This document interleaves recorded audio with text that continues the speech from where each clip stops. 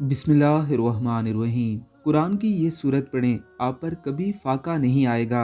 हज़रत अब्दुल्ला बिन मसूद रज़ी अल्लाह ताला अन्हो हुज़ूर नबी अकरम सल्लल्लाहु अलैहि वसल्लम का ये इरशाद नकल करते हैं कि जो शख्स हर रात को सूरह वाक़िया पढ़े उसको कभी फाका नहीं होगा। और हज़रत इब्ने मसूद अपनी बेटियों को हुक्म फरमाया करते थे कि हर शब में इस सूरत को पढ़ें। सूरह हदीद, सूरह वाक़िया, सूरह रहमान पढ़ने वाला जन्नतुल फिरदौस के रहने वालों में से पुकारा जाता है। रवायत में है कि सूरह वाक़िया सूरह गिना है, इसको पढ़ो और अपनी औलाद को सिखाओ। रवायत में है कि अपनी बीबियों को सिखाओ। हज़रत आयशा से भी इसके पढ़ने की ताकीद मनकूल है। इन अहादीस मुबारका को मद्देनज़र रखते हुए इन सूरतों को एक बार ज़रूर पढ़ लिया करें। अल्लाह रब्बुल इज़्ज़त ने इनमें बड़ी बरकतें रखी हुई हैं। अल्लाह हम सबको पढ़ने की तौफ़ीक़ अता फ़रमाए। आमीन सुम आमीन।